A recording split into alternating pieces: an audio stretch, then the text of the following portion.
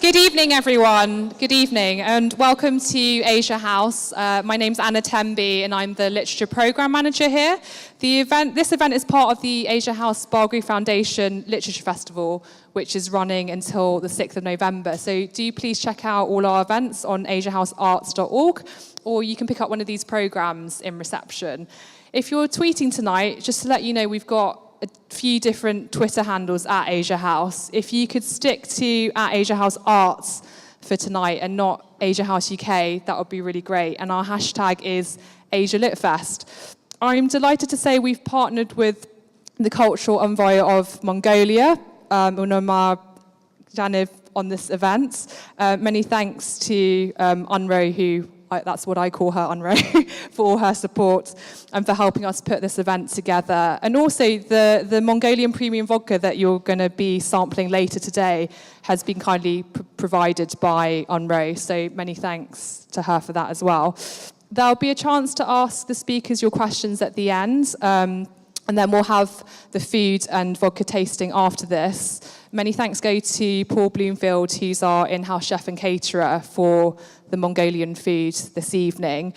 We've also got copies of The Lonely Planet, which has been updated this year in June, on sale this evening if you're inspired by what you hear tonight.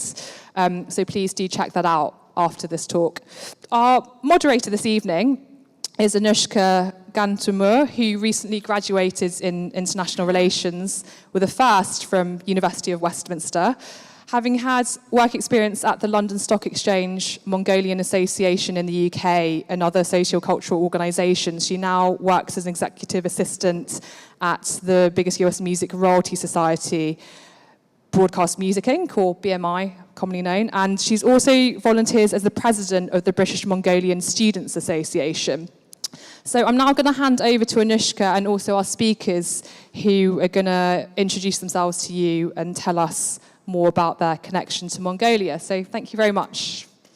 Thanks. Hi, everybody. My name's Anushka. I just want to thank Asia House, Unoma Janchev, and the Embassy for supporting this evening. So first of all, I wanted to ask everybody a little bit about themselves. If we go down the line, Monisha, Tom, and Bumochir. Thank you. My name's Monisha Rajesh. I'm a London-based journalist. I've been working in lots of different fields for the last 15 years, but in the last 6 years I've been doing travel writing mainly, after I did my first book around India in 80 trains, which came out in 2012. I then worked at The Week magazine for about 3 years until I got very itchy feet and decided that if I was ever going to do another big train book, then it had to be now. And so I quit my job, and I went around the world in 80 trains, which this is not the final cover. This is just a proof that I happened to get this week. But that's what I've been wrestling with over the last year, and the book's coming out in January. So I'm involved this evening because an enormous part of my trip was on the Trans-Mongolian, from Moscow all the way through to Beijing. And I spent substantial time looking out of the window at the whole of the country, which was quite an amazing experience for me, but also quite an eye-opening one for someone who had read absolutely nothing about Mongolia, knew nothing about Mongolia, and had never even looked at any pictures of Mongolia. So hopefully what I have to sort of offer you tonight will be of interest. My name's Tom Morgan. I set up a company called The Adventurists, and in about 2001 I bought a tiny little Fiat 126, which is a very small car, and then picked somewhere I knew nothing about and tried driving to it and failed miserably, and then shortly after that set up an organisation. Well, I set up an event called the Mongol Rally, which is a car rally from originally London to Mongolia. So that was in 2004, and then I've been in Mongolia pretty much every year, quite extended period of time over the past 15 years as a result of that. And I got to, eventually, obviously, having arrived there, I understood that I'd made a good choice to pick it out of a map, but also I grew to understand a lot more about the culture and the history of the place as I spent more time there. And then, chatting to some Mongolian friends of mine, I discovered the Genghis Khan's ancient postal system across the Mongolian steppe. And we'd been thinking about organizing a horse race, and the two came together very nicely. So in 2009, I launched what's now the world's longest and toughest horse race, the Mongol Derby.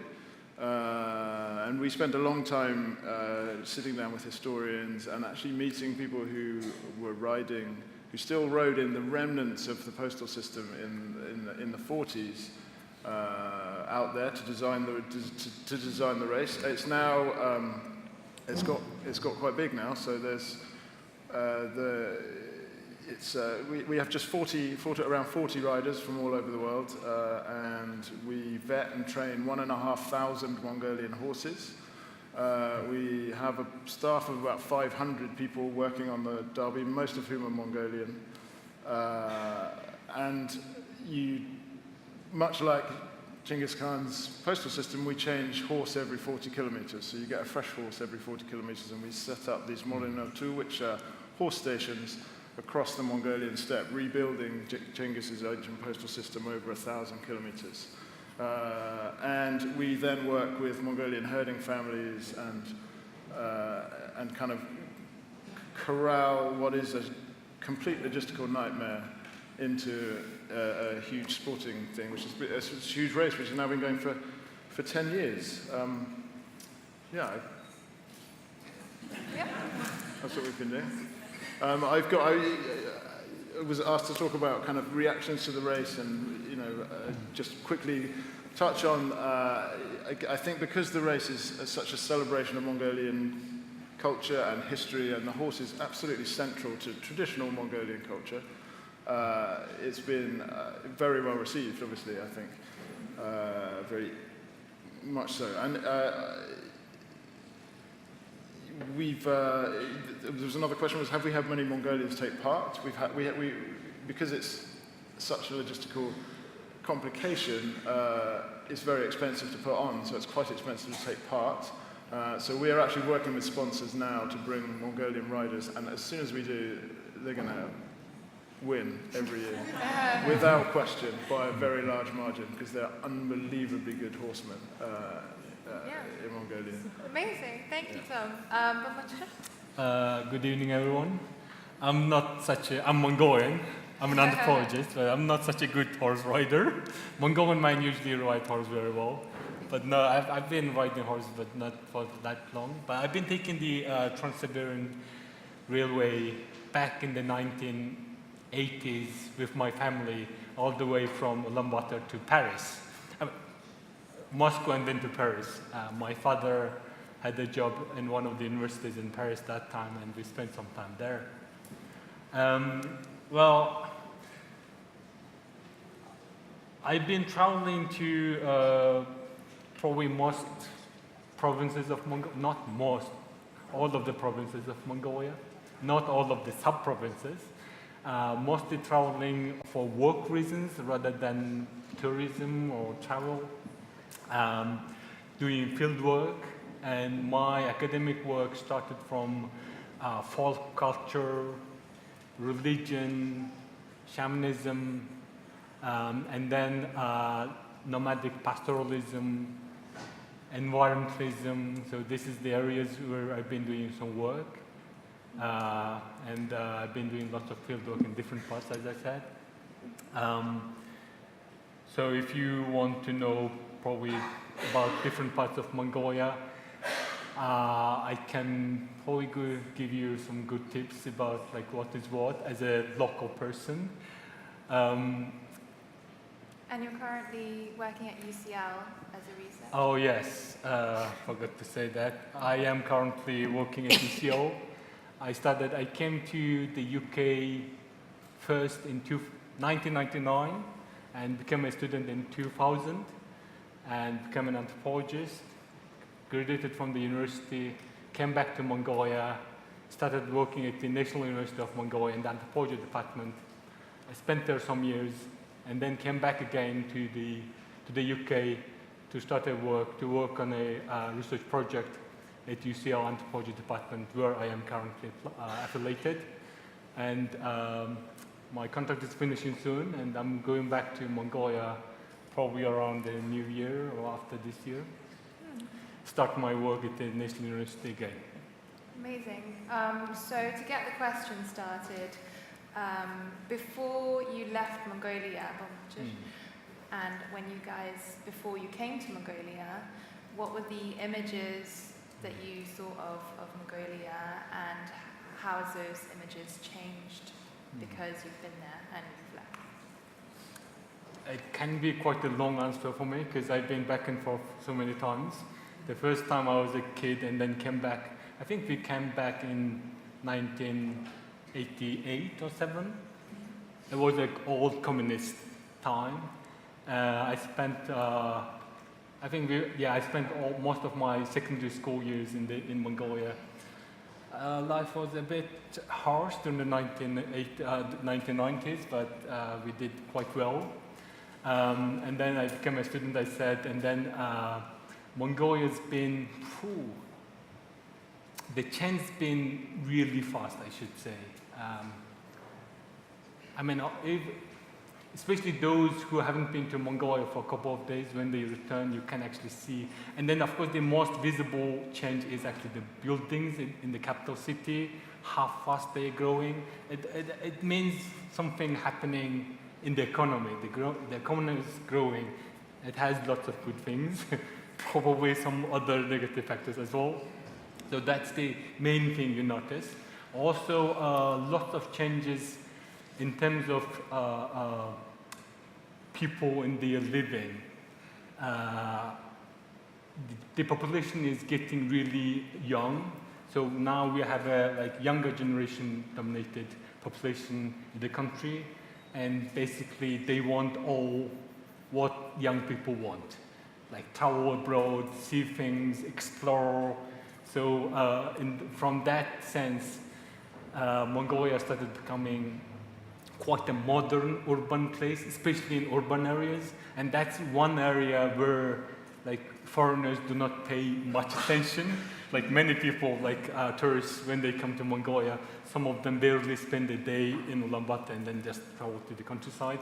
But for us as young people, there are lots of interesting places. But I know many of my foreign friends, they spend some months and days in Yobi. There is some attraction there, that's why they stay in there for long, I guess. In brief, I think I don't want to take it too long. Yeah. No. And give you time to respond this. Yeah. Tom, how did you think of when you thought of Mongolia? What did you think of? And once you saw it, what was your reaction? And was it different from? I had the luxury of complete ignorance, so I literally knew nothing apart from the name and its physical location on a map. And I did no research whatsoever before I went. So everything I now know was just through experience of getting there. And it's an incredible country. I think when I arrived, I'm not sure the question was how has it changed in my experience. But how has it changed? Okay, so I arrived in 2004, it's obviously post-communist, but I think it was at the very beginning of the massive economic expansion or the changes in the city. And I've actually spent most of my time, maybe 90% in the capital city, not in the countryside. But obviously we work very closely with the herding families and in the countryside, so we get to see an interesting change in both societies. And I would echo the same about the young people and their aspirations are very obvious, inevitably very similar to young people anywhere in the world. And we employ maybe 30, 40 translators every summer. And we always try and pick young kids and inevitably the people who speak the best English are city dwellers, but they're often people who, a lot of them, have never really been very far into the countryside. So quite often it's actually, for our translators, it's their first experience of traditional Mongolian life as well, which is quite an interesting thing to see. But and then the changes in the herding life fundamentally has remained obviously about the same for the last 800 plus years. There are you see small changes, obviously, the modern world creeps in everywhere. Things like the prevalence of cheap Chinese motorbikes has changed the way people herd their animals now. Yeah. So the horsemanship is, when you were herding your animals, 2004 in the early days, you used a horse. Nowadays, if you're herding your horses, obviously you're still herding horses, but you tend to do it on a leaf fan or a Jianxing motorbike. It's small changes, but I think they do slightly affect the culture, and it's changing. But yeah. And a lot of nomadic families are using like solar panels and have TVs in their gears. There was a particular Korean soap when I first started traveling through the countryside that everybody seems to be obsessed with. Amazing. And Monisha, what was your experience before you went to Mongolia? Did you have any thoughts about it before you went? And what did you think of it after you'd seen it? Well, as I mentioned before, I really didn't know anything about it. And it's odd because hearing what you had to say as well, I really don't know why that is, because it's such an enormous country, and it's always sort of thrown out there as Outer Mongolia. That's how I always sort of perceived it, and it's somewhere just far away that I probably wouldn't ever go to. And I think your question I could probably answer it best from just a chunk that I actually wrote in my chapter about the Trans-Mongolian. Yeah. So, Mongolia grew more intriguing by the minute. Until now, I'd expected steppes, gears, and men who looked like Genghis Khan. Yet, here was a city of skyscrapers, towering cranes, and opportunistic concierges. Gold, copper, and coal mining had spurred economic overdrive to the extent that new offices, condos, and hotels appeared almost overnight. It was almost like Singapore in its infancy. Ulaanbaatar was apparently surrounded by mountains, none of which we could see this morning through the yellowy cloud of smog blotting out the skies. Disappointed, we set off in search of anything ancient, finding a couple of scrappy Buddhist monasteries subdued during Soviet rule. It took us a morning in the National Museum of Mongolian History, looking at the armor, costumes, and magnificent jewelry to gain a sense of the city's old culture, which seemed like it was collapsing under the might of 11 KFCs and an IMAX. The rest of the afternoon was spent in shopping malls, trying on cashmere and watching young Mongolians flirt and buy shoes. While the country's past was hard to fathom, its future was patently clear. The following morning at breakfast, we got chatting to Steve and Caroline from Cumbria, who had just returned from a weekend at a nomadic homestay and were horrified that we hadn't yet ventured further afield. "You can't possibly say that you've been to Mongolia if you've not been riding on the steppes," said Steve, his cheeks browned by windburn. He had on a tight rip-curl surf top and wore his sunglasses on the back of his head. "How did you find out about your homestay?" I asked. "Google." I didn't doubt that our opinion of Mongolia was cemented by a skewed first impression, but observing the evolution of the capital was just as fascinating to me as riding horses. That afternoon, before the final leg to Beijing, we stopped at a restaurant called Modern Nomads, a popular chain where the staff dressed in warrior costumes. Sipping from a broth blobbed with fat, I looked around at the other diners, drinking Johnny Walker and watching bad music videos. Perhaps I tasted only one slice of Mongolian life, but my experience was as genuine to me as Steve and Caroline's was to them. In a year, even 6 months, neither of our truths might be valid. Here in the city, the hotels would have multiplied, bars would open, business would thrive, pollution would choke, and the population would explode. Meanwhile, on the steppe, climate change might dominate, temperatures could rise, grass could dry up, livestock would die, and herders might migrate to the city. If we all returned one day, this Mongolia would no longer exist, and another one would be waiting. It's nice. I hope that sums up Definitely. the sort of obviously very different feelings you can get in a country that enormous, and totally different experiences that you get. And like you said, you could spend weeks and weeks and months in somewhere like Ulaanbaatar. But you could equally do the same out in the countryside, and your experiences would be no less valid than anybody else's. But yes, just like Tom said, I think I was quite taken aback when I got there. As soon as we came through the station, we looked around and we could just see people heading to work in normal shirts and on their phones and sitting in restaurants. And I thought, this is my fault for being so ignorant, frankly, and a little bit. I think there's this obsession with travelers with wanting to find authenticity. And I think that's something that I felt along throughout my trip, that this sort of search for authenticity, it doesn't really exist, because authentic is something to one person, but authentic might be something completely different to somebody else, and it's evolving all the time. And I'm sure even now, if I went back to Ulaanbaatar today, it would be a completely different place from what I saw 2 years ago. And even, if you go back, I'm sure it looks very different to you every time you travel there. Definitely. So, yeah. And it's But with an intriguing country. authenticity, it's almost like you have the same traditions, you have the same values that the nomads did, but everything else is changing around you, including the buildings and the technology, how you bank, how you do all of those kind of things. What were your experiences in the capital? Is there any special experiences in Ulaanbaatar that you wanted to maybe? It's a difficult question for me because I was born there and grew up in the capital. Yeah. So I think I have so many experiences from my childhood Would you like to until share? now. Yes. So I have too many memories. It's basically my hometown. Yes. So I feel it's kind of. I'm not sure how to respond to your question, because it's when you are too close, it's sometimes difficult to say. Yeah. What about other sides of other parts of Mongolia that travelers haven't necessarily been to? Other cities that are really important to us, like Dakhan or Baikal. Do you have any experiences? It really depends on what travelers are looking for, because I think it's usually because, depends on their taste. Yeah. In terms of the environment, some people love Gobi Desert, but if we go there, it's why foreigners love this place? It's too hot, too dry. It's but some people absolutely love it. There are things which you can be in love in the Gobi.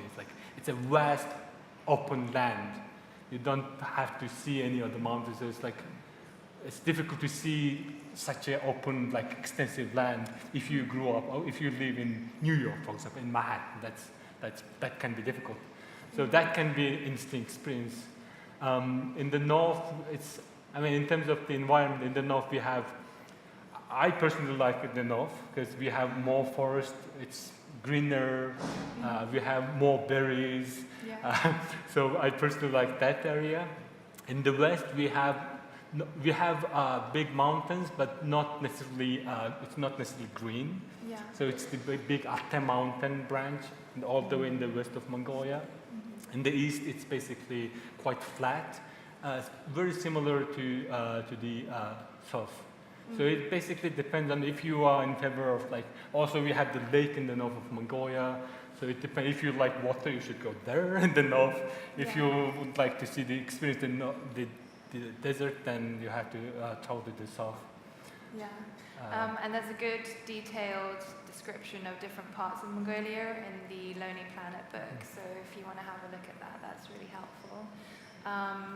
You were mentioning that during your train journey, you went through Lake Baikal, which is on the outskirts in Mongolia. So what was your experiences at Lake Baikal? Because obviously it's really important. Again, do you mind if I could probably best describe it from, It just from happens reading the to little be chapter that was in here.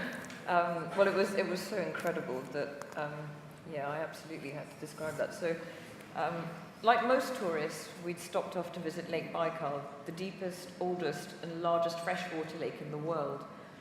After our first shower in 5 days, we had a breakfast of dumplings at the cafe over the road and set off on foot past rows of shuttered wooden houses to take the local train to Studyanka, from where the Baikal train departed.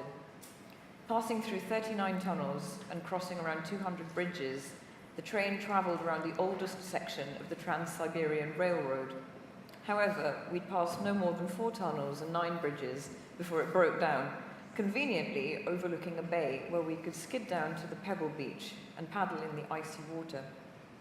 Formed in the middle of a giant crack in the Earth's crust, the Baikal Rift, Lake Baikal is dubbed the Galapagos of Russia by UNESCO, owing to the unique species of flora and fauna, most of which are endemic to the area. Scientists had predicted that one day the entire continent of Eurasia would split into two along the lake, and I hope that it didn't happen today. A couple of French tourists were skimming stones at the edge of the water, and never one to shy away from Anglo-French rivalry. James, who's my now husband, began to whip a few of his own, pleased at the way his stones bounced just a couple of times more than theirs did, before disappearing with a plop. But when the Russians stripped off and plunged in headfirst, he sat tight. Numb to the ankles, I watched the water twinkle in the light, green and blue hues bleeding into one another's paths. From time to time, concentric circles emerged and expanded on the surface where freshwater seals turned somersaults. Dwarfed into insignificance, I clambered back up to where the train was beginning to exhale, plumped up and ready to go. And I'm just going to read a tiny bit from when we were on the train at night, crossing right into Mongolia. It was complete darkness, and I think pretty much the whole train was asleep. Holding back a curtain, I stilled my breath as a glow lit my face. It was 2 a.m., and the train was curving around the southernmost point of Lake Baikal, which shone like a spill of mercury. The sun had set hours earlier, and I couldn't understand where the light was coming from. A strip of red sky lay against a sliver of silver lake, as though fire danced on the water. I wanted so desperately to capture that moment and keep it alive, touching my head to the glass to bring it that little bit closer. Until now, I'd taken the train for granted, dismissing it as just another long-distance service to endure. But I saw now that this train carved up the earth, shining a light into its darkest corners. It unlocked the land and threw open the skies, revealing forests tall and fearful, and the night golden bright. Amazing. So, Such a wonderful description of Mongolia at night and Lake Baikal. And by day, Lake Baikal was probably one of the highlights of our trip.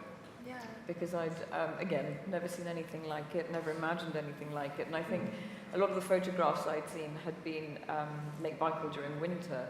That was the other thing. We actually took the Trans-Mongolian during summer, which something I hadn't been prepared for. I didn't realize that the extremes of temperature were the same in winter as in summer. And it was around 40 degrees on board. And everyone was just padding around in vests and Adidas sliders, and it was completely the opposite of what I'd seen of people bundled up in fur and, huddled by the samovars drinking tea, and, people were hanging out of the doors and just sort of fanning their t-shirts. But it was amazing to actually see Lake Baikal in summer, because it was stunning. It was green, it was hot, it was, people were sunbathing by the lake, and it was quite an incredible. Just a different image from what you expected. Completely different. And I would love to go back in winter just to be able to see the contrast between the two. Yeah, it's amazing. Tom, we didn't really cover about why you chose Mongolia specifically for the Mongol Rally and for the Derby. Yeah, that's because there wasn't really a very good reason, I think. The rally was fairly just picked because it was a long way away and I didn't know anything about it. And then the Derby because I knew Mongolia by that point really well. So that's a fairly short answer, I'm afraid. Yeah, don't worry. So what do you, because we're talking about culture in general as well, what do you guys think of the food? Any favourites?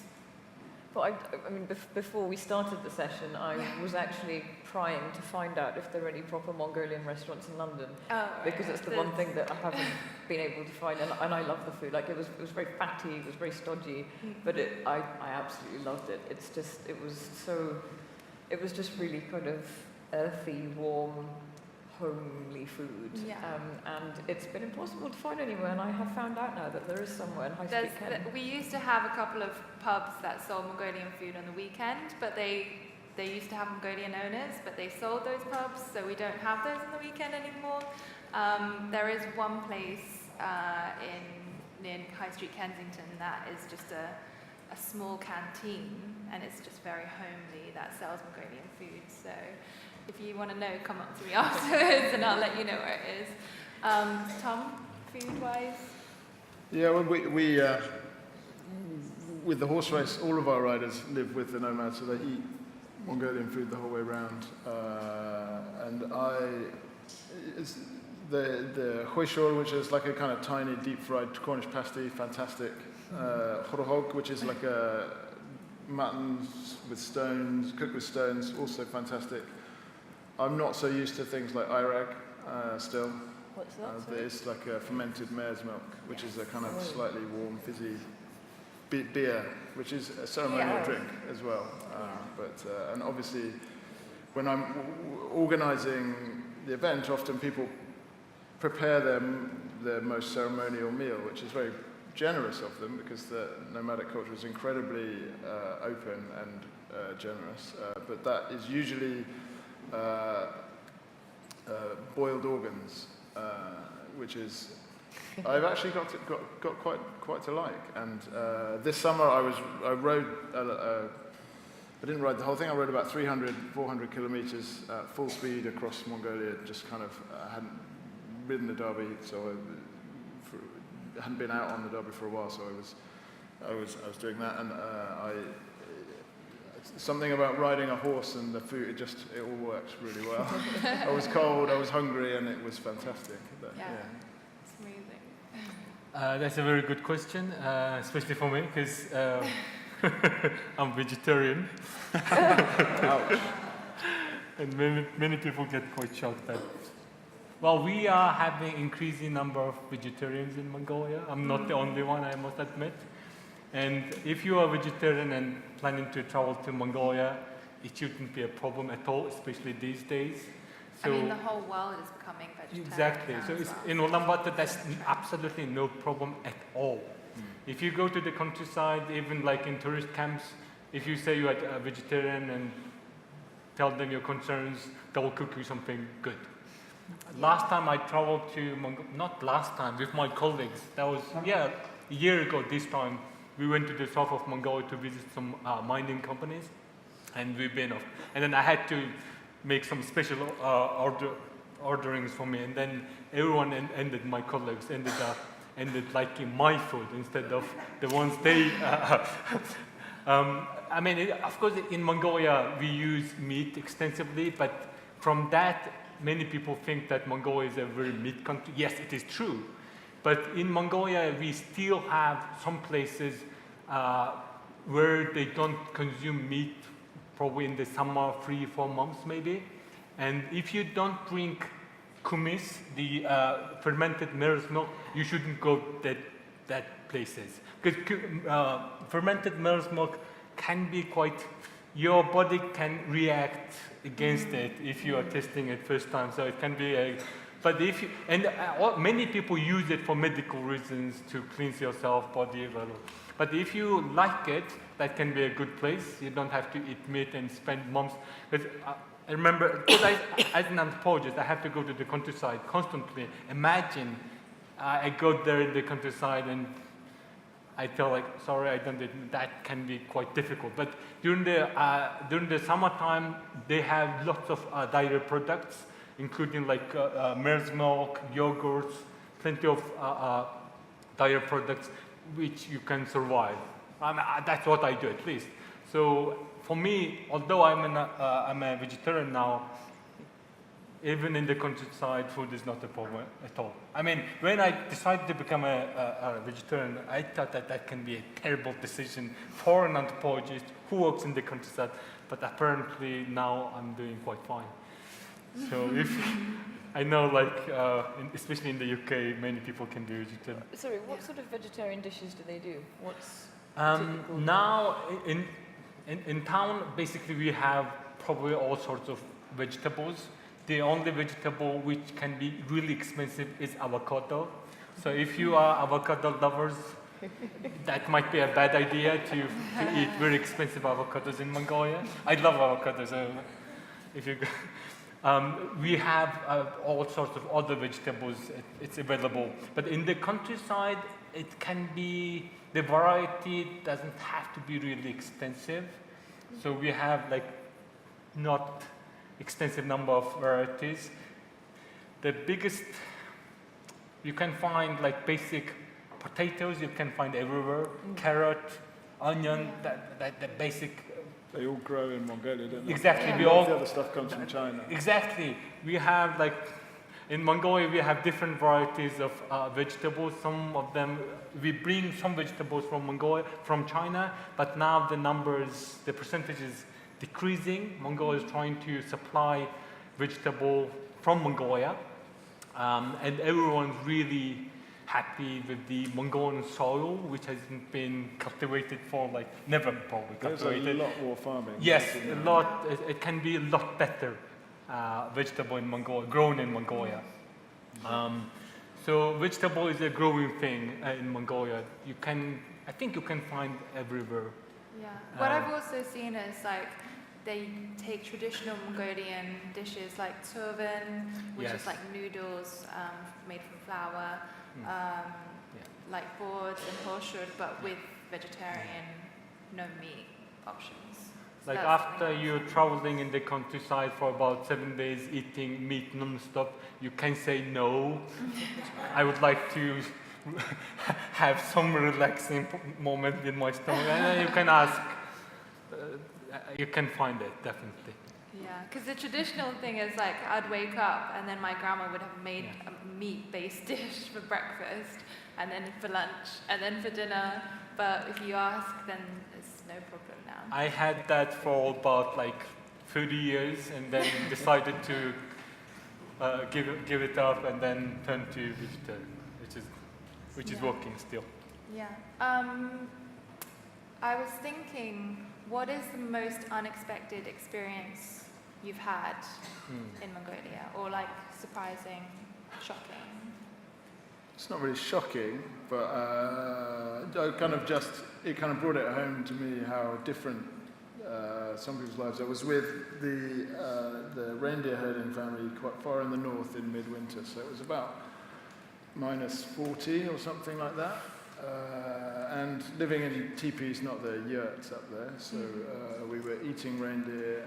It was all, kind of interesting. And then I went into one yurt, and a lady had just given birth, and I was like, okay, this is so she had a tiny, I think it was a day old baby, -40 degrees, in a tent with holes underneath. So it's not, there's a fire in the middle, so it's warm-ish, but not like I would. I have 2 kids, and that's tough going. Right. Yeah, it was amazing. Yeah. So I just, the obviously culture and environment are inextricable in places like that. I mean, I guess that's true in a city as much as it is in the countryside. But when you were up north, was it very different from the other parts of Mongolia that you've been? I think there's pockets of difference. There's a few reindeer herding families up in the north. We were trying to see if we could. They ride on the reindeer in one of the tribes. We were going to try and see if we could do a race on them, but they're too slow. Oh, right. It's been the world's slowest race. And in the far west, obviously, there's a bit more Islamic with the Kazakh influence. Slightly different shaped yurts. Gers, and what about from each side? Is the hospitality the same? The kind of personality? I think so. Everyone, I think by necessity, people are very open and welcoming, because in a nomadic and relatively harsh environment, you have to rely on other people, and I think that's massively, I'm not an anthropologist, but my assumption is that has has influenced the culture. Tell me I'm wrong. I might drive the talk a bit too academic size because it's my background. So, the question of shocking. Well, because I'm Mongolian, not many things can be shocking to me, because we get used to things. But there's one thing you can get shocked, or maybe you can get disappointed, and that's one thing you should remember. I had to walk about 50 kilometers. That was 1990s, and there was an anthropologist from the United States, from Harvard, and I was quite young, and he asked me to assist him in the fieldwork. and it was partially our fault. We decided to see a shaman, which is a bit distant from the sub-province center, about 50 kilometers. And then there was a Russian jeep going towards that direction, so we had no problem to go and see the shaman. But on the way back, we had no transportation. And then we were advised to walk for 25 kilometers from that household to the main road.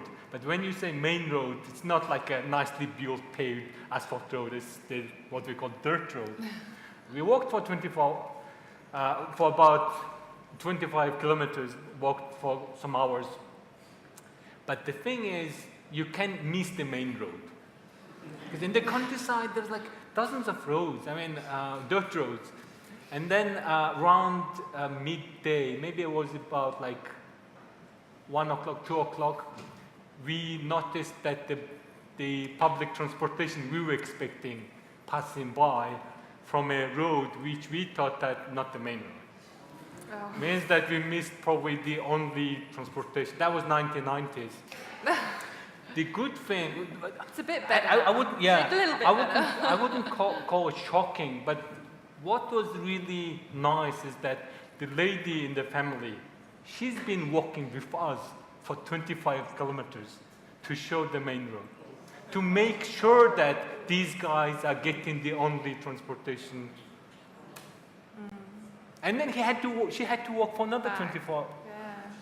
I wouldn't do that to a random visitor to come to see her and interview. Like, she had to wake up early in the morning, walk with us for 25 kilometers, and then she felt really sorry that she couldn't even notice the main road, and we missed. Anyway, so, but the good thing is that we've been traveling with a group of doctors from the secondary provincial town center. They got really worried that the American guy and the young Mongolian guy disappeared.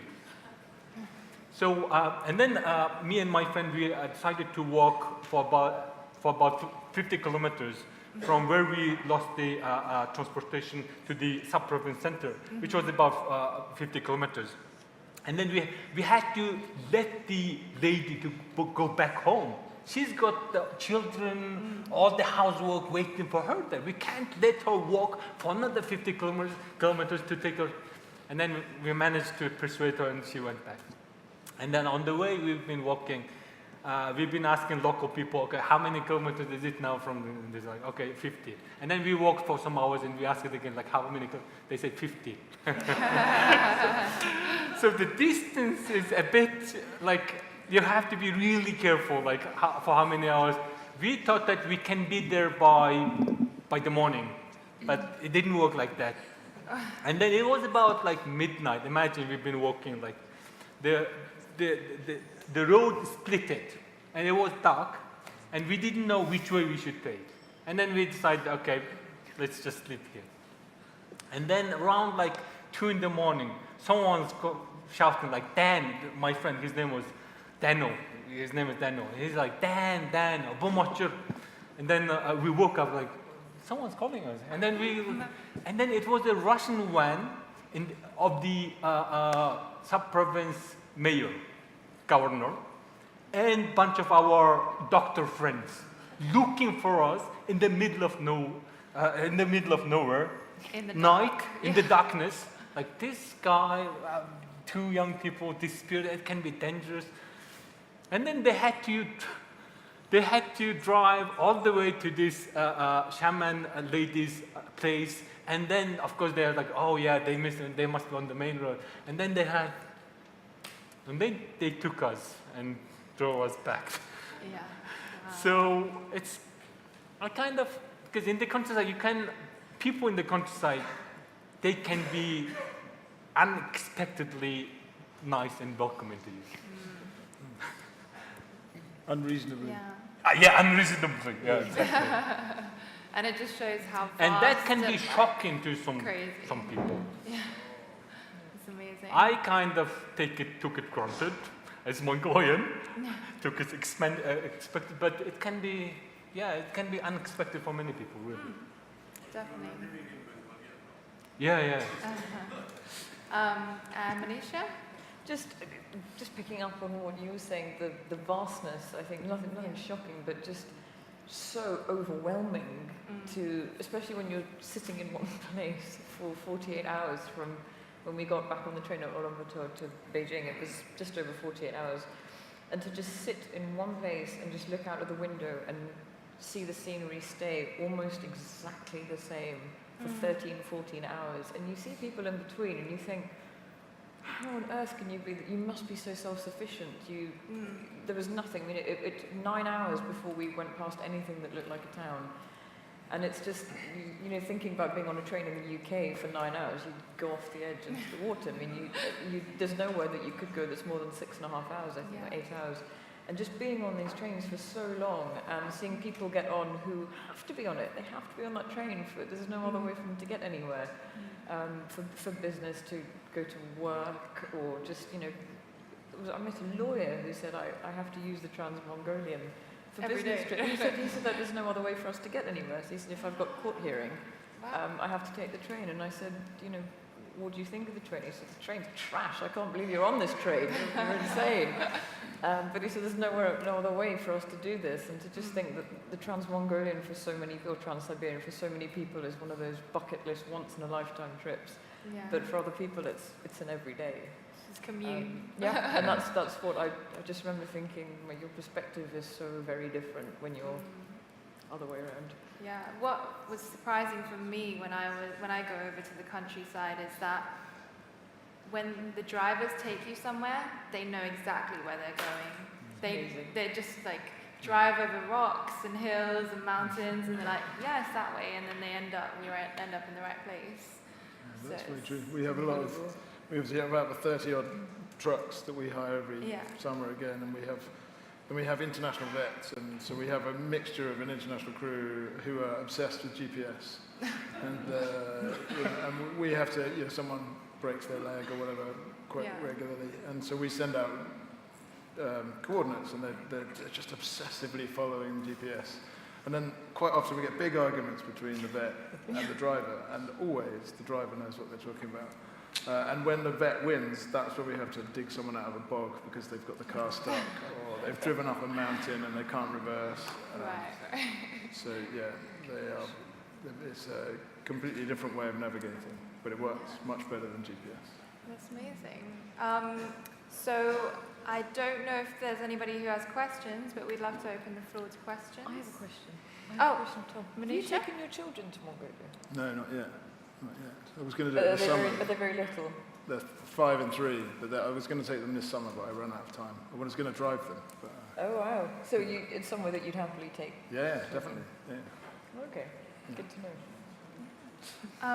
Are we able to get a mic to people who have questions? Yes, okay. Anna, if you want to choose somebody. Hello? Hiya. Okay, so I'm sitting here listening to you, and I'm looking at a picture of an animal which has not been mentioned so far.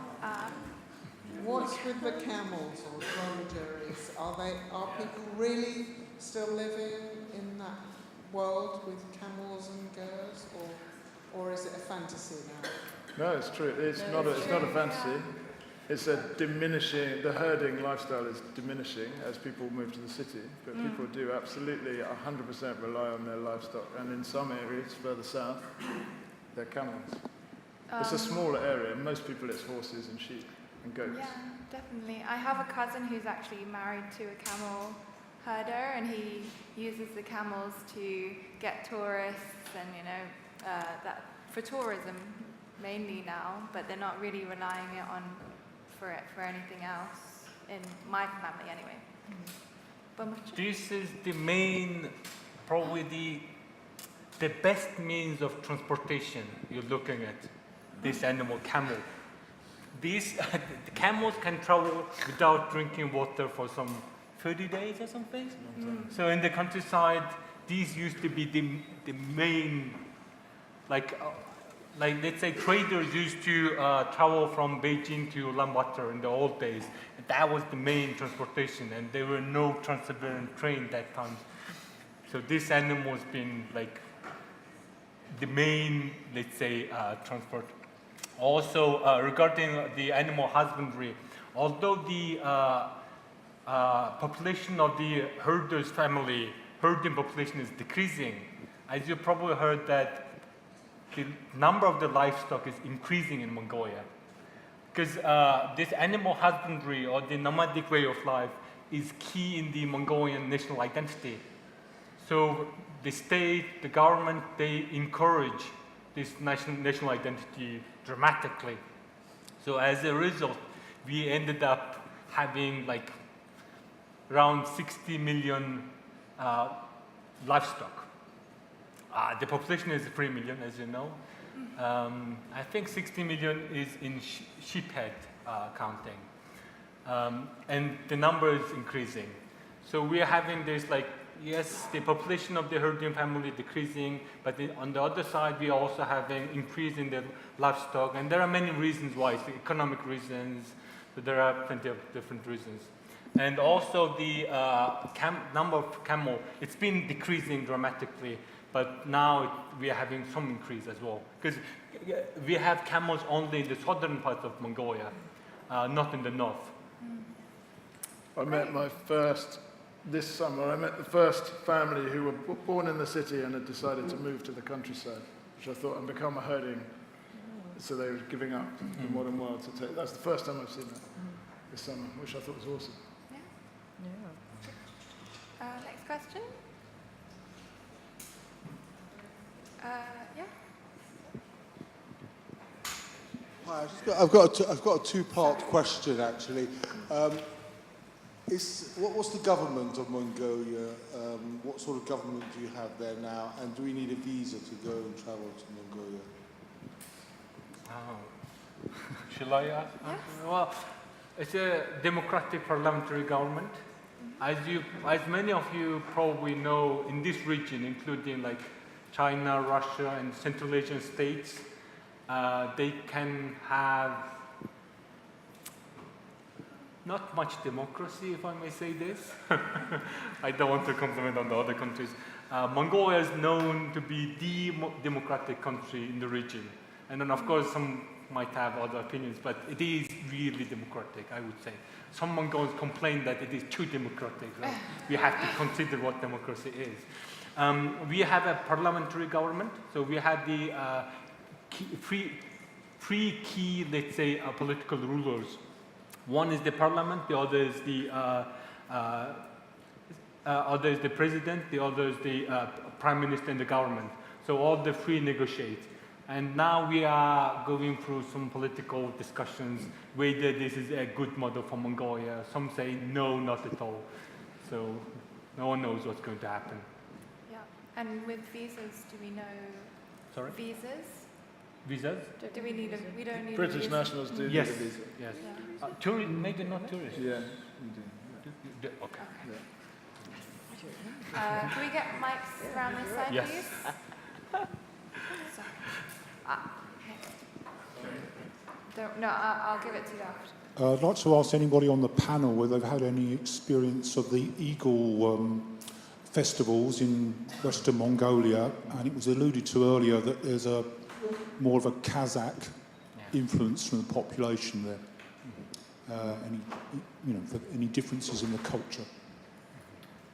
Have we had any experience with eagle hunting? I don't have a direct experience, but as you're absolutely right. Eagle hunting is a Kazakh tradition. I don't know any Mongolians who does eagle hunting. Probably none. I mean, eagle is a powerful, let's say, symbol in Mongolian culture as well, not only in Kazakh culture. But eagle hunting is only preserved in I'm not even sure whether Mongols ever hunted with eagles. It's very much attached to the Kazakh culture. And it's been revived dramatically since the 1990s. And eagle hunting festival and eagle hunting can be I think Mongolia, Kazakhs in Mongolia they have probably the most well-preserved eagle hunting compared to the eagle hunting in Kazakhstan or maybe in the northwest of China and Xinjiang area. Hopefully I'm not saying this because I'm from Mongolia. Tom, do you know? I've been to the region and I've met some of the families, but I've never been to the actual festival. There are kind of visual differences. They have fantastic embroidered kind of, I'm not sure what the name is, for the kind of cloths that run down the walls of the gears. They're slightly different shapes, but And I saw minarets as well, as unusual. I saw one made out of waste pipe. I thought that was quite cool. And eagle hunting can be quite, the reason why Kazakhs have it and Mongols do not, it's mostly to do with the environment, because where the Kazakhs are inhabiting, they have like big, tall mountains where they can find eagles a lot, or young eagles to train. But in the south of Mongolia, we can't find eagles like this. So probably it's to do with the environment, the eagle hunting practice. Yeah. Could we get a mic to the gentleman in the front who's asking questions? Thanks. I just want to ask about the relationship between Outer Mongolia and Inner Mongolia, of course, Inner as part of China. Obviously, it's part of the same cultural heritage. I've only been to Inner Mongolia from Beijing. Obviously, a shared landscape and culture with the desert more in the south, as you were saying, with the camels and so on. But since the end of communism and the Soviet Union in the north, Mongolia, Outer Mongolia's affiliation, and China as a communist state, but obviously sharing a modernization program and so on, more of modernization, modernized life. What kind of interaction is there between both Mongolias and, affinity and crossing over with shared experiences, families and relatives and so on? From what I know, there's been a large influx of Inner Mongolians coming to the cities, especially Ulaanbaatar, to take up jobs there. That's all I know from my side, but I don't know too much about that. I can try to answer the question. It's a very nice question, and I can probably go on and on about talking about Mongolian and Inner Mongolian experience. I did my fieldwork in North China for my research, for my PhD, but not Inner Mongolia. It's called Qinghai in the northwest of China, below Xinjiang, among minority group of Mongols. And I still do some research, and I have particular interest about Mongols outside Mongolia, including Inner Mongols. And then also I had the chance to do some fieldwork in the border region where Mongolians and Inner Mongolians share the border. And just after 1990s, I think it happened in 1991 or 2, the border opened in the northeast of Mongolia. From people's memories, from my interview, I now remember that they've been waving each other from the two sides of the border. And some of them have been shouting like, "Oh, I'm live," or "Your cousin," that. They can kind of, they haven't met for many years, but lots of relatives, it's like North Korea and South Korea, lots of relatives, friends, distant families, they gotten into the two sides of the border. And some of them have never heard from each other since, for some 30 years at least, from the Cultural Revolution in China probably. So some elderly people were telling, like, first time I've heard from them, so excited. It was a so emotional experience in the 1990s. Finally, they discovered like their distant relatives. They find out that they are still having good life and they are healthy. Now they are actually having a very pleasant life, I must say, because many people on the two sides of the border, they can visit each other without, they get, I don't know how the visa thing works, but I know some things like they can, without much, let's say, border or visa permission problems. They can visit each other over the weekend. Some people actually send their children on the other side of the. So for local people, it's quite flexible, and taking this as a benefit, many also run some local trades on the both sides of the. So some use this as an advantage. So but basically, there are many things culturally happening. Yeah. For example, in Inner Mongolia, we have in China in total, the estimates say they have 5.8 million Mongols. But some people argue on this, like, well, we can't know whether who are Mongols or not, blah, blah, blah. But the estimates say 5.8, while we have 3 million Mongolians in Mongolia. And 4 million of them are actually in Mongolia. So this is, for me as an anthropologist or an academic, this is a very potential, let's say, economically, we can sell lots of Mongolian products to Inner Mongolia, for example. We can expand our economy. Maybe not many people like mare's milk, but we have 4 million people who love mare's milk in China, in North China. The things like this. So it gives different opportunities for Mongolia. Yeah, so positive relation on trading. Yeah. Any more questions? Can I ask you, is the influence of shamanism very strong still? Well, I think I have to answer this question.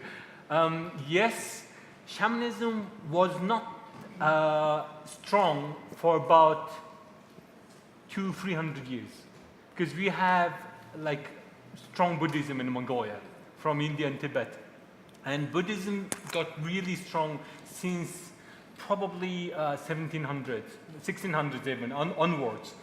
But we had lots of shamans practicing in the, let's say, in different regions of Mongolia, especially in the north. And then after communism, of course, we had no chance to have Marxist ideas about atheism and things. We didn't have much religion. Well, still local people managed to preserve lots of shamanism. But after the collapse of the Soviet regime, after socialism, shamanism revived dramatically, maybe drastically. So the number, there's no official estimate of the number of shamans, but we are having like huge number of shamans, some thousands, I think. Yeah. And it's really interesting. I mean, for example, during my parents' generation, they were raised as atheists, basically. They were, let's say, kind of told not to believe in God and things. But actually now they are experiencing different spiritual, let's say, instances or experiences which they never expected. Suddenly people started believing in, wow, there is probably life after death. Who knows? I mean, we haven't died yet, so we wouldn't know this. Even if we die, difficult to know. But now these ancestor spirits started interacting. So this is quite a serious thing for many Mongolians. They had to believe in these things. That's one thing. On the other side, many Mongolians consider, not many Mongols consider, it's actually a fact that shamanism is the original religion for Mongolians, if you may call it religion or not, spiritual faith or belief. Yeah. So many consider this as like authentic Mongolian culture. So whether you like it, dislike it, you should show some respect to this. It doesn't matter whether you're atheist or not. It doesn't matter. Because shamanism is not only to do with spiritual practitioners. It is basically very much kind of, it is in the everyday life. Like elderly people, they have some faith, and that faith can have, maybe if even they don't identify it as shamanistic.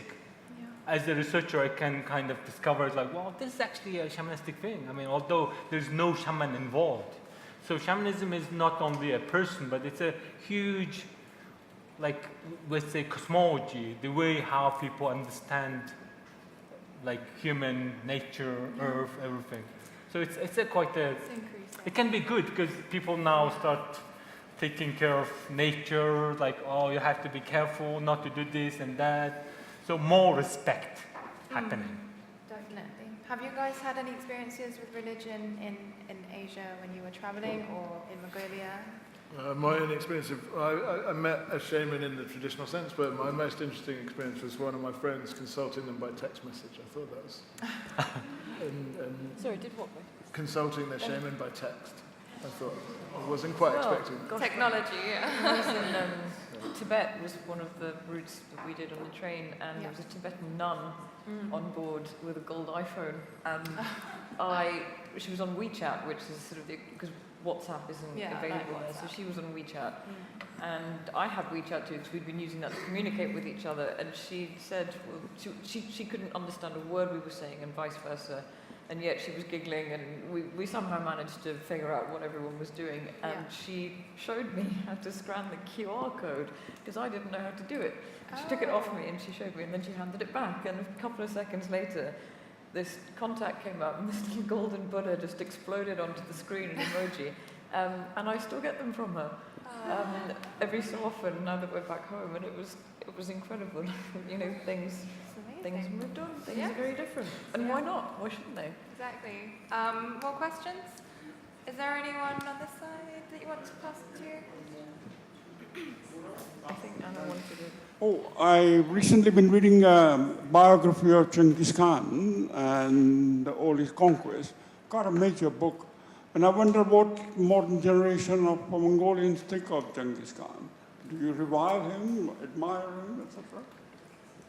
My experience, which is limited, far more than you can speak from personal experiences, that he's very well respected in Mongolia. He's like a national hero. The national symbol, for sure. He's the father of the nation. Yeah. But he wasn't considered as the father of the nation for some reasons during communism, but after 1990s, he became the utmost national hero. And we apparently have the largest horseman statue in Mongolia, which is, of course, the statue of Genghis Khan. And this is the tallest horseman statue on earth. I think it is, yeah? It's big, yeah. Mm-hmm. Huge. If you give the mic to the gentleman over here. Can I just ask what languages would get you by in Mongolia? English, Russian, Chinese? So we speak Mongolian, but the generation before me were taught Russian in school because of the Soviet Union. What Bumochir languages? Well, I started in a Russian school when I was a kid, and then converted to a Mongolian school, and then started learning English since 1990s, and now I think I lost most of my Russian. I can understand a lot, but English is now becoming the second language. Russian used to be the second language, but during all this time, Mongolia actually well preserved. I mean, compared to some Central Asian countries, like Kazakhstan had a big difficulties on this because many people ended up not speaking Kazakh. But unlike Kazakhstan, Mongolia actually well preserved its national language. Yeah. And with my generation, most of us speak English. Oh, well. I must add one thing, sorry. And we have a Mongolian alphabet, which we call Mongol script, and it goes from top down. It's vertical. And it's alphabetic script. But now we use Mongol Cyrillic, Russian Cyrillic alphabets. And Mongols in Inner Mongolia, they still use the Mongolian script. And Mongolia is now still discussing and putting lots of effort to increase the use of vertical Mongolian script. There was a question all the way down there, if we could get that one, and then we'll answer that last one over there.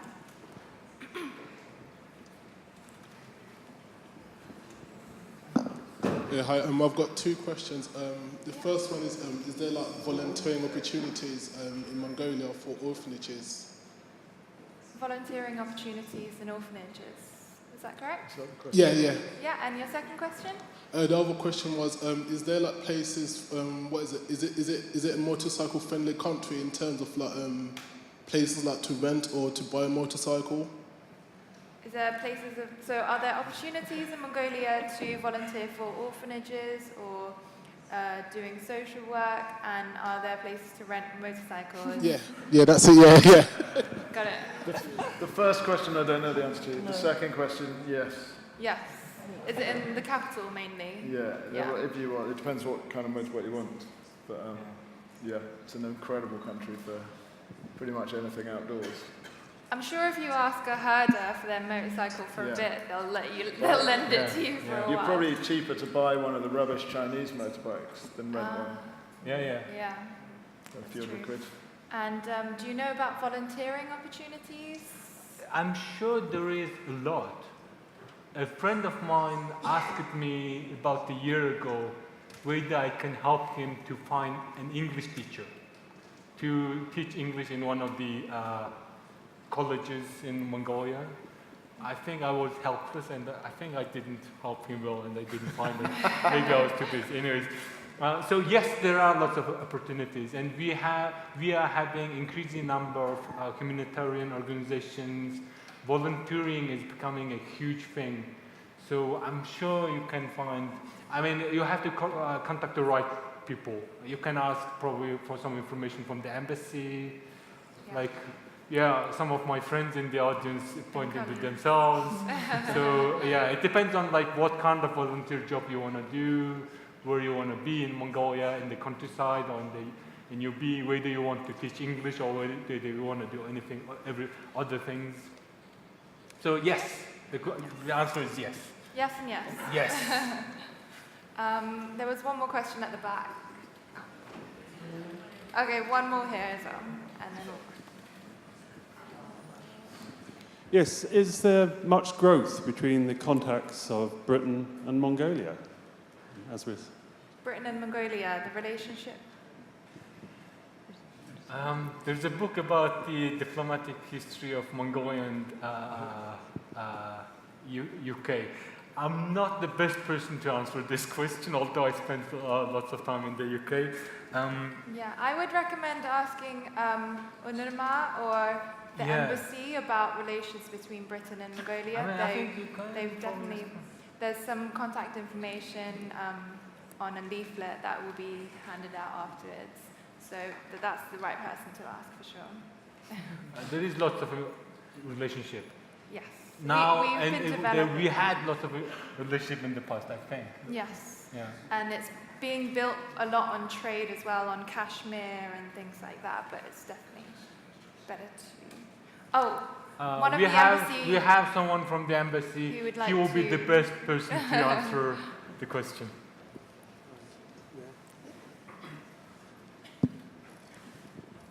Good evening, and thank you for inviting such a wonderful event about my country.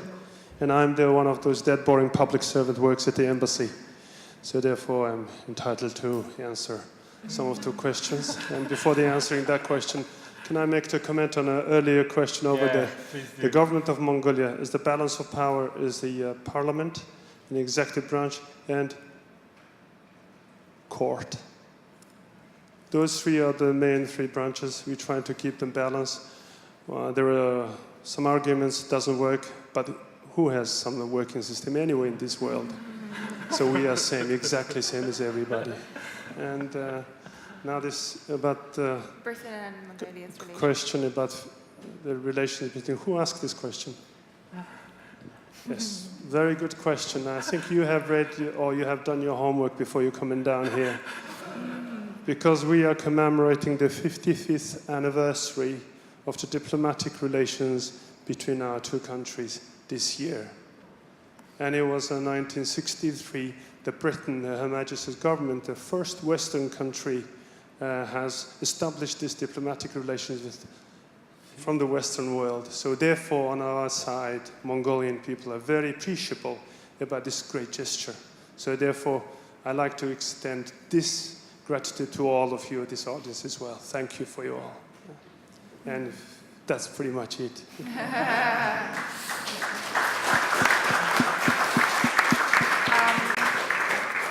And I think that's all the time that we have at the moment. If there's any questions that you have left over, just come up to any of the speakers afterwards and we'll be happy to try and answer your questions.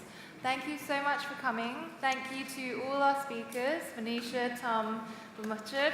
Thank you to Asia House, of course, for hosting us, Anoma and the Embassy, and I hope you have a good evening tasting vodka.